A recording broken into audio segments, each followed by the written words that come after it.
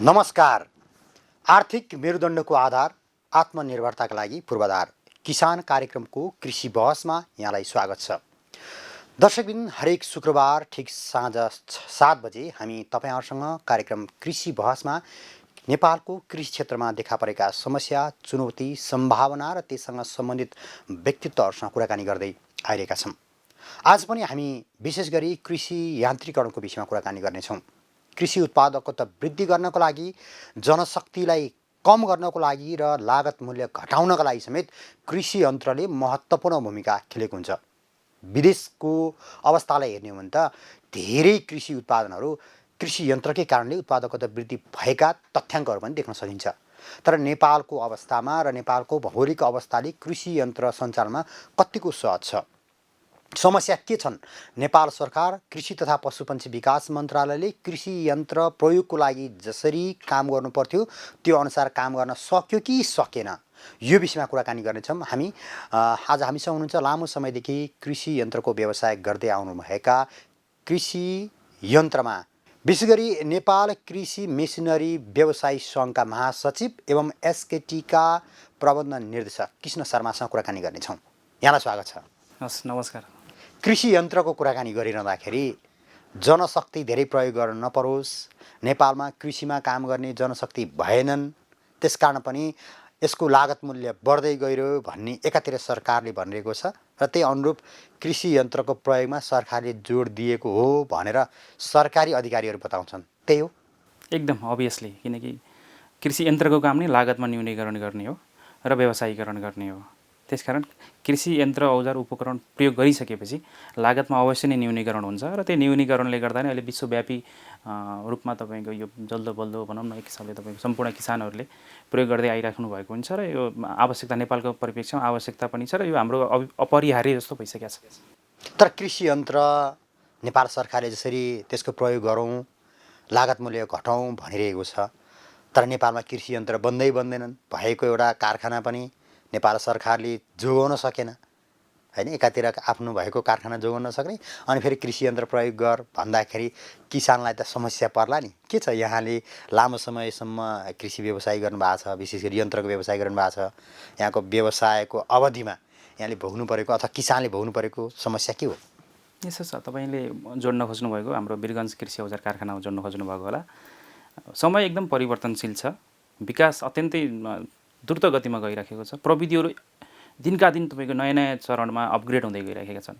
जुन हिसाबले हाम्रो वीरगञ्ज कृषि औजार कारखानालाई अपग्रेड गर्नुपर्ने थियो, जुन हिसाबले तपाईँको अहिले विश्वव्यापी जुन हिसाबले भनौँ न टेक्नोलोजीमा विकास भएको थियो, त्यो विकास अनुसार नै त्यो कारखानालाई हामीले रिभाइभ गर्न सकेको र त्यही अनुसार नै हामीले त्यहाँ भएका, किनभने त्यहाँ त धेरै पुरानो 19औँ शताब्दीका मेसिनरी औजारहरू छन्। ती मेसिनरी औजारहरूलाई हामीले अहिले 21औँ शताब्दीमा अहिलेका मागका आधारमा आउनुपर्ने, तपाईँको अपग्रेड हुनुपर्ने कारणले गर्दाखेरि त्यो नसकेको कारणले र राज्यको त्यो एउटा चलाउने एउटा पोलिसीमा पनि एउटा भनौँ न एउटा स्ट्रेट एउटा पोलिसी नभएको कारण त्यसलाई चाहिँ साइडमा लगाइएको छ। त्यो चाहिँ एउटा विडम्बनाको कुरो हो, किनकि आजको दिनमा हामीले भनौँ न विश्व दराजबाट सयौँ अरबौँ डलर तपाईँको खर्च गरेर विदेशबाट सामान ल्याउनु एउटा बाध्यता छ।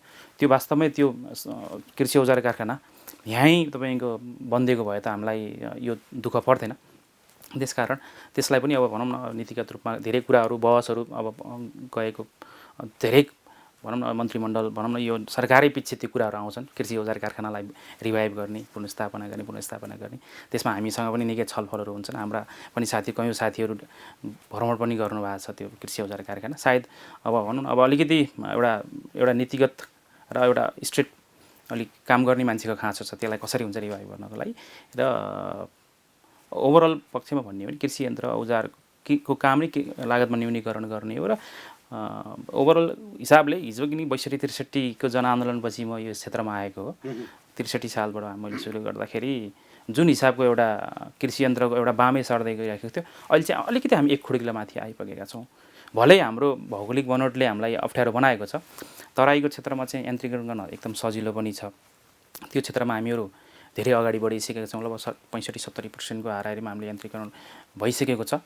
विशेष त तपाईँको टिलेज र थ्रेसिङको पार्टमा अझै पनि हामी प्लान्टेसनकोमा र सोइङको पार्टमा हामी अझै कमजोर छौँ।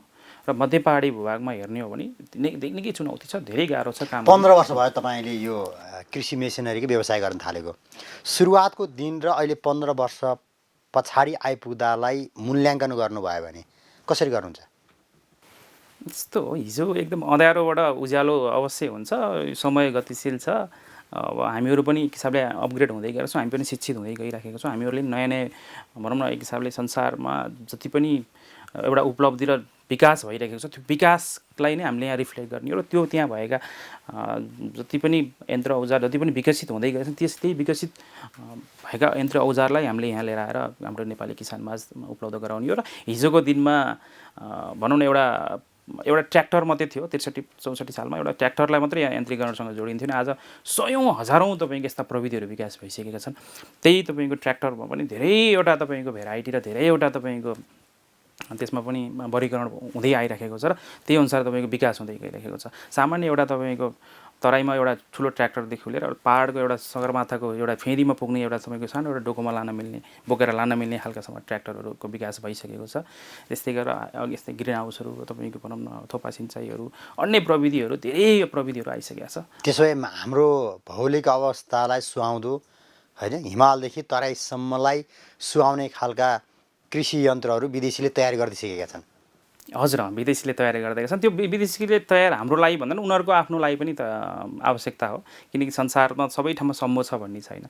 हरेक ठाउँमा हरेक भनौँ न एउटा चाइनाको कुरा गरौँ अथवा भनौँ एउटा इन्डियाको कुरा गरौँ, उनीहरूको देश पनि हाम्रो जस्तो भौगोलिक बनोट छ, किनकि सबै त्यस ठाउँमा पनि यस्ता खालका साना कृषि औजारहरूको आवश्यकता भएको कारणले गर्दाखेरि त्यहाँ विकास भए, त्यहाँका इन्जिनियरले विकास गरे, त्यो विकास सँगसँगै त्यो विकास हाम्रोमा पनि आइपुगेको हो। विदेशमा भएको विकास र प्रविधि नेपालमा पक्कै पनि भित्रिनु स्वाभाविक, मुलुकको लागि पनि राम्रै हो होइन। यो कुराकानी गर्दै अब यहाँ कृषि मेसिनरी व्यवसायी सङ्घको महासचिव पनि हुनुहुन्छ होइन।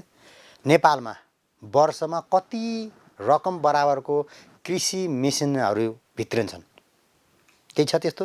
एउटा रफली डाटा तथ्याङ्क अनुसार चाहिँ लगभग तपाईँको 5 अरब जतिको चाहिँ नेपालमा कृषि यन्त्र औजारहरू प्रविधिहरू भित्रिएको छ। विशेष त ट्र्याक्टर, ठुलो ट्र्याक्टर, यसले ठुलो हिस्सा चाहिँ ठुलो ट्र्याक्टरले ओगट्छ। साना कृषि मेसिनरी औजारहरू अलिक कम छ। लगभग तपाईँको 5 अरबको हाराहारीमा तपाईँको नेपालमा कृषि यन्त्र औजारहरू भित्रिराखेका छन् वार्षिक। भनेपछि 13 वर्षदेखि करिब तपाईँले सुरुवात गर्नुभएको 15 वर्षको, 15 वर्षलाई अलिक घच्याडेर ल्याउने हो भने 10 वर्षको मात्रै तुलना गर्ने हो भने कति अरबको भित्री होला मेसिनहरू? यस्तो छ, अलिकति यो भनौँ न एउटा राज्यको एउटा नीति तथा कार्यक्रममा जबदेखि यो यान्त्रिकरणलाई अलिकति प्रायोरिटीमा राखियो, सम्भवतः सायद सङ्घीयता आइसकेपछि लगभग 70 साल पछि नै होला। अब यो 7-8 वर्षको बिचमा चाहिँ अलिकति यान्त्रिकरणले फड्को मारेको हो। त्यहाँभन्दा अगाडि त एउटा राज्यको पनि एउटा कुनै यो छाया ओझेलमा परेको विषय थियो यान्त्रिकरण भन्ने कुरा। 70बाट फड्को मार्नुको कारण चाहिँ के हो? 70भन्दा अगाडि चाहिँ सुसुप्त रूपमा आएको कृषि यन्त्र प्रयोग गर्नको लागि धर्म रहने खालको अवस्था होइन। यहाँले एउटा सङ्घर्षको मैदानबाट बिस्तारै पार गरेर आउनुभयो 62-63बाट सुरुवात गर्दाखेरि 70सम्म आइपुग्दा 70 साल पश्चात अथवा भनौँ त्यसपछि चाहिँ वात्तै यो कृषि यन्त्रको बारेमा चर्चा बहस हुनु अनि धेरै भित्रिनुको कारण केही छ त्यसमा?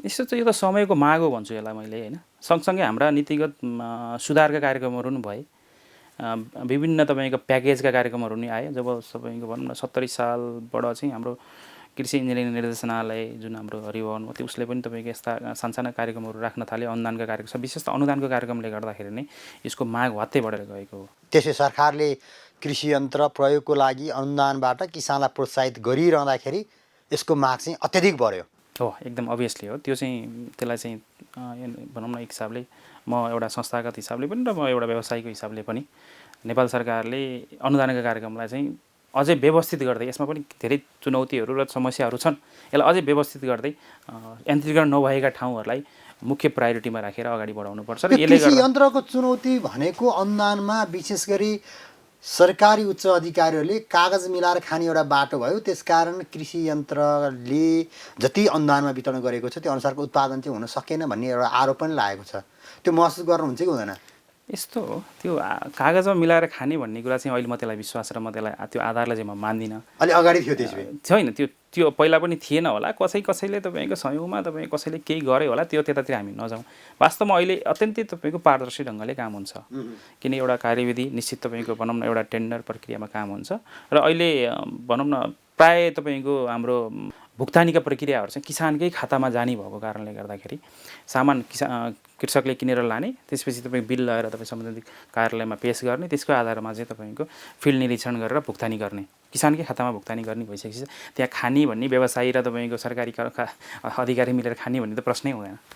नेपालको प्रत्येक टेन्डर प्रक्रिया हेर्ने हो भने सडक निर्माणदेखि कृषिका बिउ समेतमा समस्या छ भनेर अख्तियारले फाइल लैरहेको अवस्थाले हेर्ने हो भने त आम नागरिकलाई भ्रम त छ नि। होइन त्यो यस्तो ठुलो हाम्रो जस्तो भनौँ न हामी एउटा भ्रष्टाचारको कतिौँ मुलुकमा पढ्छौँ तपाईँको होइन, एउटा ट्रान्सपेरेन्सी इन्टरनेसनल निकाल्छ, समस्याहरू छन् होइन, त्यसमा पनि समस्याहरू छन्। समस्याहरू हुँदाहुँदै पनि यसलाई चिर्दै अगाडि बढ्नुपर्छ र यो उजुरी भनौँ न एक हिसाबले यस्ता मिडियामा आउने अलिकति भ्रम फैलाउने समाचारहरू बढी आउँछन्। अब यहाँले भ्रम फैलाउने समाचार भनिरहँदाखेरि एकजना मेरा चिनका मित्रले भनेका थिए कि कृषिमै काम गर्ने कृषि इन्जिनियर पनि हुन्, उनले के भनेका थिए भने मेरो देशबाट तिम्रो देशमा गएको कृषि यन्त्रको डाटा हेर्ने हो भने त्यो देश त काहीँ पनि बाँझो हुन पर्ने त्यति धेरै कृषि यन्त्रहरू गइसके, तिमीहरूको देशमा गएको यन्त्र कहाँ प्रयोग गर्नुहुन्छ भनेर मलाई प्रश्न गर्थे कि। अब मैले त्यो प्रश्न तपाईँलाई गरेँ, कहाँ जान्छ ती यन्त्रहरू चाहिँ? यस्तो छ, अब तपाईँले ठिक कुरा गर्नुभयो। अब हामी भनेको नेपालमा कति प्रतिशत जनसङ्ख्या कृषिमा तपाईँको आश्रित छन् भन्दा आजको दिन पनि लगभग 65-67% हामी आश्रित छौँ। नेपालको जनसङ्ख्या कुल जनसङ्ख्या भनेको अराउन्ड 3 करोड, त्यसमा किसान कति छन् भन्नुहोस् न तपाईँ? 1 करोड त पक्कै किसान होलान्। अब भनौँ न चिनकै डाटा हेर्नुहुन्छ भने वर्षमा कतिवटा कृषि औजारहरू नेपालमा भित्रिएका छन् भनौँ न। तपाईँले भन्न खोज्नु अलिकति जोड्दाखेरि अलि मिनी टिलर अलिकति बढी बहसको कुरा भएको छ। मिनी टिलर चाइनाबाट कति आउँछ वर्षमा? 40,000 50,000 बढीमा है, मैले रफली 30 देखि 40,000को बिचमा होला। ती 1 करोड किसानलाई त्यो 40,000 त्यो आउने तपाईँको ट्र्याक्टरले, किनकि अब त्यो हाते ट्र्याक्टरै म जोड दिइहालौँ, यो भनेको एउटा गोरुको विकल्प हो। प्रत्येक घरको किसानलाई यो आवश्यकता छ। यसले गर्दा नै धेरै एउटा पहाडी भूभागमा चाहिँ यसले यान्त्रिकरण गर्न त्यो भनौँ न एउटा खनजोत गर्नलाई चाहिँ अलिकति यसले ठुलो एउटा भूमिका खेलेको छ। त्यसकारण त्यो वास्तवमै त्यो सत्यता होइन, किनकि यहाँ तपाईँको 8-10 गोरुको विकल्पको रूपमा हाते ट्र्याक्टर प्रयोग गऱ्यौँ, जसले गर्दाखेरि लागत मूल्य पनि घट्यो। गोरु पाल्नु पर्ने होइन, वर्षमा 2 दिन खेत जोत्नको लागि अथवा बारी जोत्नको लागि वर्षभरि 2 हल गोरु पाल्नु पर्ने, त्यसको कस्ट पनि त घट्यो नि त भन्नु खोज्नुभयो। अभियसली एकदम त्यसले पनि यसको माग बढ्नुको कारण त्यो पनि हो, किनकि अब 1 हल गोरु पाल्नलाई एकजना मान्छे त्यसलाई तपाईँको वर्षभरि तपाईँको त्यसको स्याहार सुसार खाना भनौँ न घाँस पराल गर्दाखेरि त्यसलाई तपाईँको त्यो मेन पावरको तपाईँको लेबर कस्ट जोड्नुहोस् र उसले वर्षभरिमा उसले कति दिन त्यसलाई उपभोग गर्छ भन्दा उही तपाईँको 10-15 दिन भनेको लगभग 350 दिन त तपाईँको त्यो गोरुलाई त तपाईँले त्यतिकै खुवाएर राख्नु पऱ्यो नि त। अब यो ट्र्याक्टर लिइसकेपछि त अब तपाईँको उसले काम गर्ने भनेको त्यही 10-15 दिनै हो। 10-15 दिनलाई तपाईँको एउटा इन्धन राखेर अरू त्यो 10-15 दिन काम गरिसकेपछि ऊ 350 दिन त अन्य काममा व्यवसायमा भनौँ न इङ्गेज हुन पायो नि त। त्यस कारणले गर्दाखेरि किसानहरूले विशेष त मन पराउनु कारण चाहिँ त्यो भएर नि। त यन्त्रहरू मर्मत सम्हारका पनि कुरा आउलान्। पछिल्लो समय यहाँहरूले विभिन्न जिल्लामा गएर ट्रेनिङको पनि अवस्था सिर्जना गर्नुभएको हामीले देख्न सुन्न पाएका छौँ। यद्यपि नेपालमा भित्रिएका अथवा किसानलाई दिएका त्यस्ता मेसिनरी औजारहरूको बेला बेला सर्भिसिङ गर्नु पर्ला, मेन्टेनेन्स गर्नु पर्ला। यहाँ भनिसक्नु भएको छ वर्षमा 12-13 दिन प्रयोग हुन्छ, त्यसपछि त फेरि त्यो थन्किन्छ, त्यसका खिया लाग्ला, त्यसका पार पूर्जामा समस्या आउलान्। त्यसको लागि चाहिँ राज्यले त्यस्तो कुनै विकल्प दिएको छ अथवा यहाँहरू जस्ता व्यवसायले ल यो चाहिँ तिम्रो जिम्मेवारी यो हो, राज्यले यति गर्छ तपाईँहरूले यति गर्नु पऱ्यो भन्ने खालको त्यस्तो भएको छ? अथवा त्यो मेसिन यो वर्ष किन्यो, 2 वर्ष प्रयोग गर्यो, खिया लाग्यो, बिग्रियो, थन्कियो, त्यो बारी कालमा फाल्ने काम मात्रै हुन्छ? यसो छ, यो चाहिँ एकदम यो अहिलेको टटकारो एउटा चुनौती पनि हो र यो विषय पनि हो। वास्तवमा भनौँ न हाम्रो नेपाल कृषि मेसिनरी व्यवसाय सङ्घले एउटा अवधारणा पेस गरेको थियो नेपाल हाम्रो कृषि विकास मन्त्रालयमा। एक पालिका एउटा वर्कसपको लागि चाहिँ मन्त्रालयले केही पहल गरोस्। अब अनुदानमा सामान वितरण मात्रै गर्ने होइन, गाउँपालिकाले अनुदानमा सामान वितरण मात्रै गर्ने होइन, त्यसलाई आवश्यक तपाईँको मर्मतको लागि ग्यारेन्टी सुनिश्चितता गर्नलाई पनि बजेट केही छुट्याइनुपर्छ। अनुदान मेसिन मात्रै बाँड्ने होइन, यसको आफ्टर सेल सर्भिसको लागि पनि हामीले समयमै सचेत भएनौँ र समयमै हामीले स्थानीय लेभलमा त्यस्ता खालका वर्कसपहरू, त्यस्ता खालका दक्ष प्राविधिकहरू, मिस्त्रीहरू उत्पादन गर्न सकेनौँ भने भोलि यसले झन् ठुलो विकराल समस्या ल्याउन सक्छ। किनकि अहिले हामीले देखिसकेका छौँ स्थानीय लेभलमा जति पनि बाँडिएका छन् त्यो कुनै पनि त्यसको बिक्री पछिको कुनै तपाईँको सुविधाको कुनै ग्यारेन्टी हुँदैन, त्यसमा त्यो सप्लायरसँग कुनै स्पेयर पार्ट्स हुँदैन, दक्ष प्राविधिक हुँदैन, तपाईँको भनौँ न एउटा सामान्य तपाईँको एउटा नट बोल्टो नपाएर नि मेसिनहरू धेरै थन्किराखेका छन्। त्यसमा चाहिँ गुणस्तरको पनि कुरा आइराखेको छ। गुणस्तरहीन हामी हुँदै गइरहेछौँ, किन अस्वस्थ प्रतिस्पर्धाको यो मुख्य कारण हो। त्यस कारण चाहिँ यसमा चाहिँ राज्यले एकदम समयमै सचेत हुनुपर्छ। हामी यसमा व्यवसायीहरू पनि जोडौँ। व्यवसायीको पनि एउटा हक भनौँ, व्यवसायीको पनि एउटा दायित्व र कर्तव्यभित्र पर्छ। आफूले बिक्री गरिसकेका मेसिनरी औजारहरू चाहिँ त्यो समयमै भन्नुपर्छ, बिग्रियो पनि भन्नुपर्छ, समयमै किसानले स्पेयर पार्ट्स पाउनुपर्छ र त्यसको सुनिश्चितता गर्नु पनि व्यवसायीको धर्म र एउटा कर्तव्य र एउटा ड्युटीभित्र पर्छ। यहाँले भनिसक्नु अस्वस्थ प्रतिस्पर्धा कहाँनिर छ? अस्वस्थ प्रतिस्पर्धा आम नागरिकलाई थाहा छैन, हामीलाई पनि थाहा छैन। यहाँ त 15 वर्षदेखि त्यही काम गर्नुभएको छ।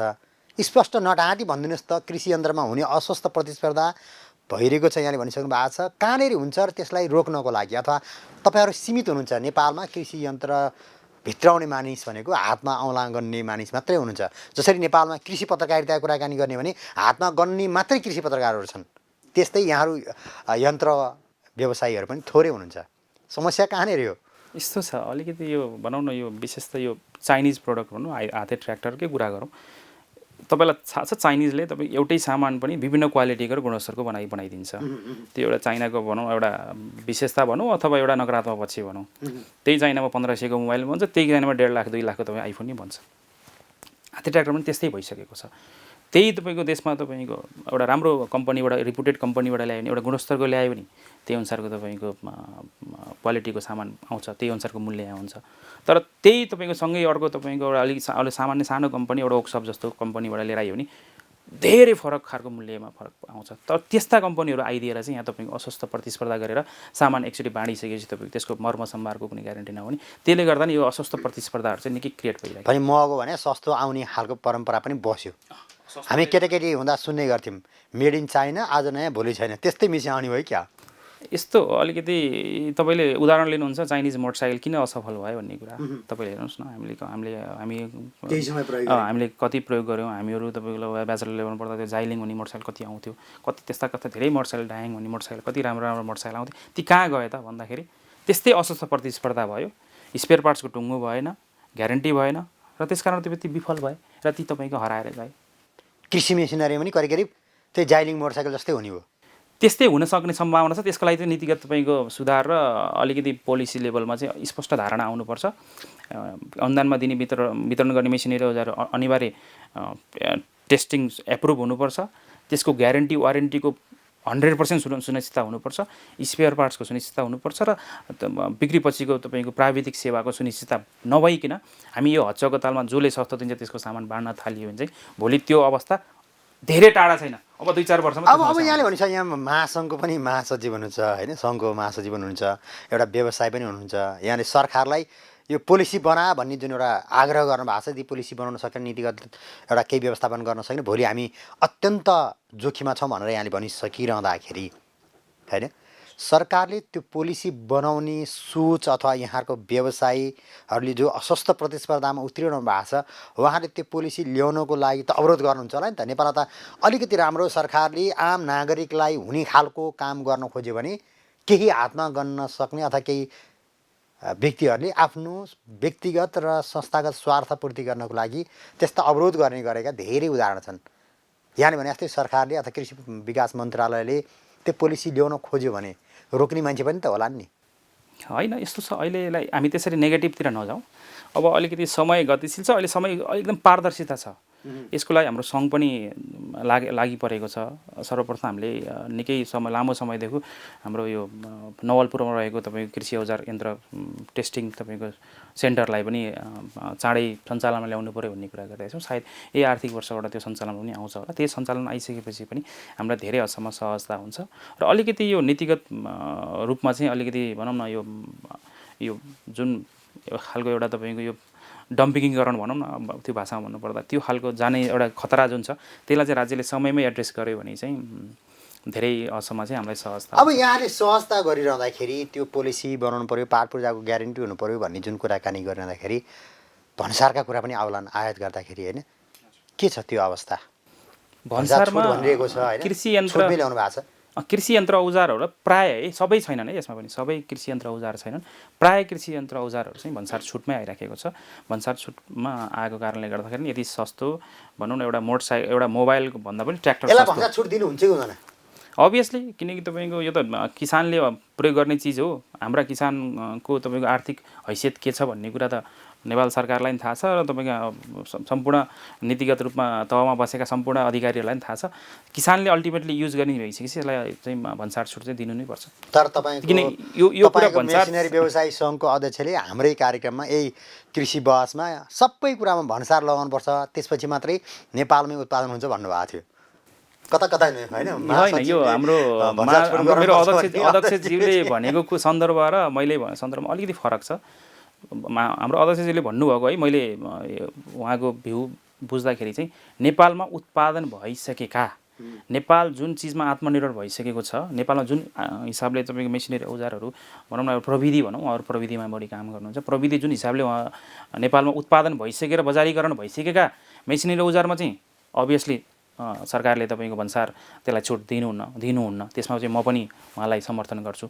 जुन चिज नेपालमै उत्पादन हुँदैन, जुन चिज विदेशबाट हामीले किनेर अनिवार्य ल्याउनुपर्ने अवस्था छ, विडम्बना छ, त्यो चिज त किसानलाई भनौँ न त्यो भन्सार त्यसमा थपेर त भोलि किसानलाई त तपाईँको मूल्य बढाउन त तपाईँको कुनै पनि सरकारले र कुनै पनि भनौँ न अधिकारीले चाहँदैन जस्तो मलाई लाग्छ। कृषि यन्त्रको कुराकानी गर्दाखेरि अथवा चाहिँ कुनै पनि वस्तु प्रविधि होस् वा यन्त्रको कुराकानी गरौँ, हामी समग्र व्यवसाय कुराकानी गर्दाखेरि व्यवसायहरू एक ढिक्का नभएका कारण नेपालमा चाहिँ यी यन्त्र अथवा प्रविधिले जसरी विस्तार गर्नु हुनुपर्थ्यो त्यो चाहिँ हुन सकेन भन्ने एउटा यहाँहरू बिचको अन्तर्द्वन्द्वका कारण समस्या आयो भन्ने आरोप लागेको छ। कसरी खण्डन गर्नुहुन्छ अथवा यसलाई कसरी व्याख्या गर्नुहुन्छ? यस्तो हो, त्यो खालको तपाईँले भनेकै जस्तो खालको तपाईँको विखण्डनभित्र तपाईँको भनौँ न एउटा वैचारिक समस्या त छैन। हेर्नुहोस्, किनभने हामीहरू सबै अल्टिमेटली किसानको हितको लागि काम गर्ने हो। हामीहरूले होइन, हामीहरूले सर्वसुलभ तरिकाले किसानलाई सहज तरिकाले सर्भिस डेलिभरी गर्ने हो हाम्रो काम भनेको। त्यसमा हामी व्यवसाय बिचमा चाहिँ त्यस्तो खालको भनौँ मत भिन्नता छ जस्तो मलाई लाग्दैन र भनौँ न त्यो बाहिर सतहमा जस्तो छैन, एकदम बाहिर चर्चामा आएको जस्तो कुरो होइन। एकदम हामीहरू एक ढिक्का छौँ। हामीहरू किनकि हाम्रो देशको कृषि यन्त्र औजार प्रविधिलाई तपाईँको अगाडि लानलाई र किसानको हितको लागि काम गर्नलाई हामी सबैजना एक ढिक्का छौँ, त्यसमा दुई मत छैन। हाम्रो कृषि बहसको उद्देश्य पनि त्यो आम नेपाली किसानसँग भएका किसानलाई परेका समस्या के हो भन्ने कुरो सम्बन्धित मान्छेले भनिदियो भने अलिक सजिलो हुन्छ भन्ने एउटा खालको उद्देश्य पनि हो, जहाँ किसानलाई फरक ढङ्गले राज्यले हेर्नुपर्छ। अहिले जुन राज्यले किसानलाई हेर्ने दृष्टिकोण अत्यन्त सतही छ, होइन?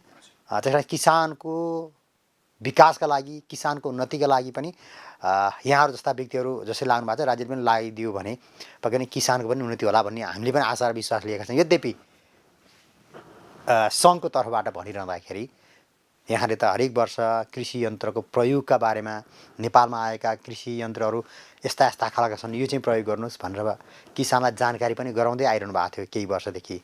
के छ अब यहाँहरूको आगामी आर्थिक वर्ष अथवा चालु आर्थिक वर्षमा? हामी त कोभिडको महामारीमा पनि छौँ, होइन? धेरै भिडभाड गर्न सक्ने अवस्था पनि छैन। यो नयाँ नयाँ प्रविधि र कृषि यन्त्रहरू नेपालमा यो भित्री अथवा यो सस्तो यो महँगो भन्नको लागि प्रदर्शनी गर्ने सोच अथवा त्यस्तो केही छ यो वर्ष? यस्तो छ तपाईँको हामीहरू एउटा भनौँ अब नेपाल कृषि व्यवसायी सङ्घले स्थापना कालदेखि नै स्थापना हाम्रो एउटा प्रदर्शनीबाट सुरु भएको संस्था हो यो, जुन तपाईँको नारायणी नदी किनारमा 2070 सालमा जुन स्थापना भयो। त्यहाँ पनि एक्जिबिसनबाटै स्थापना भएको हो, त्यतिखेर एक्जिबिसनमै यो फर्मेसन भएको संस्था हो। यो यो संस्थाको मुख्य एउटा काम भनेको एउटा समयमा प्रदर्शनी गर्ने र हामीले एउटा भनौँ न एउटा वार्षिक क्यालेन्डरमै राखिसकेका छौँ कि प्रत्येक 2-2 वर्षमा चाहिँ राष्ट्रिय स्तरको प्रदर्शनी गर्ने, जुन कुरा हामीले 4वटा चौथो राष्ट्रिय कृषि यन्त्रण प्रदर्शनी हामीले गरिसक्यौँ, जुन चाहिँ हामीले चितवनमा लास्ट इयर गएको तपाईँको भनौँ न मक्सिरमा गएको थियौँ, 76 सालको मक्सिरमा गएको थियौँ होइन। अहिले हामी 78 सालको करिब मक्सिरमा आएछौँ। बिचमा हामीहरूको यो कोभिडले गर्दाखेरि गर्न पाएनौँ। यो वर्ष चाहिँ सायद हामीले यो हाम्रो क्यालेन्डरमा छ, हामी गर्छौँ, सायद यो फागुनभित्रै गर्छौँ होला। र यसमा चाहिँ हाम्रो नेपाल सरकार, प्रदेश सरकारले पनि हामीलाई सहयोग र समर्थन गर्ने हामीले जानकारी पाएका छौँ। सायद चाँडै नै मिति। अब यहाँहरूलाई यो प्रदर्शन त गर्नुहुन्छ, यद्यपि समस्या कृषि मेसिनको व्यवसाय गर्नको लागि यहाँहरूले वास्तवमै भोग्नु परेका समस्या र यहाँले भोग्नु परेका समस्याका कारण किसान मारमा पर्ने बाध्यता पनि छ। के चाहिँ ठ्याक्कै समस्या छ जसले राज्यले चाहिँ त्यो समस्या निराकरण गर्न सक्ला? यहाँले भोग्नु परेको वास्तविक समस्या चाहिँ भन्नुहोस् त। समस्या त हरेक ठाउँमा हुन्छ, समस्या चुनौतीलाई चिर्दै जाने हो। समस्या भनेको अलिकति भनौँ न एउटा नीतिगत रूपमा सबभन्दा मुख्य काम भनेको नेपाल सरकारले कृषि यान्त्रिकरण नीति त बनायो, नीति बनाएको लगभग 7-8 वर्ष भइसक्यो, तर त्यसलाई कार्यान्वयन गर्ने ऐन अहिलेसम्म बनेको छैन। किन बनाएर छोडिदियो त्यत्तिकै बसिरहेको? नीति बनाएर छोडिदियो तर काम गर्ने ऐन कानुन बनेको छैन। त्यसलाई हामीले विशेष त हरेक फोरममा हामीले उठाउँदै आइराखेका छौँ। त्यो चाहिँ ऐन चाँडै बन्नुपर्छ र हाम्रो सामान्य भनौँ न एउटा व्यवसायिकको एउटा मर्यादा र एउटा व्यवसायिकको एउटा भनौँ न एउटा दायित्व छ, त्यो दायित्वलाई पनि एउटा घेरामा ल्याउनुपर्छ र एउटा एक हिसाबले भन्नुपर्दाखेरि जुन एउटा यान्त्रिकरण व्यवसायीले जुन एउटा सर्भिस डेलिभरी दिन सक्दैन, जुन एउटा किसानलाई एउटा तपाईँको आफ्टर सेल सर्भिस दिन सक्दैन, ती किसानहरूलाई चाहिँ, ती सप्लायरहरूलाई चाहिँ यो भनौँ न यो अनुदानका यी प्रक्रियाहरूमा र यिनीहरूलाईमा चाहिँ जोड्नु हुँदैन। तिनीहरूले गर्दा चाहिँ किसानलाई धोका भइरहेको छ हो। त्यो खालको एउटा हामीहरू पनि एउटा सङ्घभित्र बाँधिसकेपछि ती कुरामा हामीले धेरै हदसम्म चाहिँ हामीले हाम्रा सदस्यहरूलाई भनौँ न एक हिसाबले एउटा प्रतिबद्धता लिइराखेका छौँ। त्यो हिसाबले हामीले कुनै ठाउँमा त्यस्ता कम्प्लेनहरू आयो भने हामीले त्यसलाई एड्रेस गर्ने खालका कामहरू त भइराखेको छ। भनौँ न यसमा चाहिँ अब यो जुन हाम्रो कृषि यान्त्रिकरण नीति जुन बन्छ र जुन हाम्रो एउटा नवलपुरको टेस्टिङ सेन्टर जुन बन्छ, त्यसले चाहिँ धेरै कुराहरू सुधार गर्छ। अब तपाईँ हामीले सोचेको जस्तो, राज्यले सोचेको जस्तो नेपाल वास्तवमै कृषिमा आत्मनिर्भर हुने दिन कृषि यन्त्रको प्रयोगपछि कति वर्ष पछाडि होला उत्पादकता वृद्धि अनुमान गरौँ न? यस्तो छ, अब हाम्रो भनौँ न भौगोलिक बनोटले गर्दा हामीलाई अलिकति अप्ठ्यारो बनाइराखेको छ। त्यही पनि मैले त सुन्दर भविष्य नै देख्छु, किनकि यान्त्रिकरणको सेक्टरमा भन्नुहुन्छ भने तराईमा चाहिँ धेरै हदसम्म भइसकेको छ। पहाडी भूभागमा जुन बन्जर हाम्रो जुन बाँझो राखिएको छ त्यसलाई फोडेर त्यहाँ उब्जनी गर्ने हो। तराईमा त हामीले भले उब्जनी गरेका छौँ, तराईको उत्पादनले हामीलाई 3 महिनालाई खान पुगिरहेको छैन। अब हाम्रो भनौँ न मुख्य फोकस भनेको पहाडमा जुन जति पनि हाम्रो 85% भूभाग छ, त्यो भूभागमा चाहिँ हामीले कसरी हुन्छ त्यहाँ वर्षैभरि त्यसमा त्यहाँ तपाईँको उत्पादन लिने कुरामा हो। त्यो उत्पादन लिनलाई के गर्नुपर्छ भन्दाखेरि त्यस्तै खालका सुइटेबल खालका यान्त्रिकरण गर्न सक्ने प्रविधिहरू हामीले भित्राउनुपर्छ। र अहिलेको जेनेरेसन भनेको भनौँ न एक हिसाबले हामीहरू धेरै अगाडि आइसकेका छौँ। अहिलेको भनेको धेरै भनौँ न एक हिसाबले स्टार्टअप बिजनेसदेखि लिएर अहिलेका जेनेरेसनहरू धेरै अब एउटा क्लिकको भरमा एउटा मोबाइलमै कहाँ कुन चाहिँ देशमा कस्तो खालको प्रविधि छ भनेर देख्न सक्ने अवस्था आइसकेको छ। अब चाहिँ हाम्रो भनौँ न भविष्य उज्जवल छ, हामीहरू धेरै टाढा छैन। अब हामी 10 वर्षभित्र चाहिँ धेरै हदसम्म चाहिँ यान्त्रिकरणले फड्को मार्छ भन्ने मैले सोचेको छु। हस्, समय दिनुभयो, यहाँलाई धेरै धन्यवाद। हस्, थ्याङ्क यू। हजुरलाई पनि, हजुरको इन्टायर टिमलाई चाहिँ म व्यक्तिगत तर्फबाट म संस्थागत तर्फबाट पनि धन्यवाद दिन चाहन्छु। दर्शकबिन, आजको कृषि बहसमा हामीले नेपालमा कृषि यन्त्र भित्रीदेखि आजसम्मको अवस्था, चुनौती के छन्, समस्या के छन्, राज्यले नीति बनाए तर नीति कार्यान्वयन गर्नको लागि अरू ऐनहरू बनाउन सकिरहेको छैन, किसानहरू मारमा परेका छन्, व्यवसायीहरूको आफ्नै चुनौतीहरू छन्, भन्सार शुल्क लगाउने चर्चा बहसदेखि त्यसलाई व्यवस्थापन गर्ने ठाउँमा पनि धेरै समस्या छन्। सरकारले कृषिलाई प्राथमिकतामा राख्ने कुरा कागजी रूपमा चाहिँ भइरहेको यथेष्ट देख्न सकिन्छ। यद्यपि नेपालको जनशक्तिको कुराकानी गर्ने हामी पलायन भइरहेका छौँ। ती जनशक्तिलाई नेपालमै कृषिमा लाउन सक्ने, राज्यले निर्दिष्ट एउटा नीति बनाउन सक्ने हो भनेर कृषि यन्त्रलाई सँगै जोडेर लान सक्ने भने नेपालमा कृषिमा आत्मनिर्भर बन्नको लागि प्रचुर सम्भावना छ भन्ने कुरा आजको कृषि बहसमा हामीले यहाँलाई जानकारी गराउने प्रयास गऱ्यौँ। आजको कार्यक्रमको निर्धारित समय सकिएको छ। आगामी साता नयाँ विषय र प्रसङ्ग लिएर आउने नै छौँ। तबसम्मका लागि सम्पूर्ण टिमसहित म वैकुण्ठ भण्डारी बिदा चाहन्छु। नमस्कार।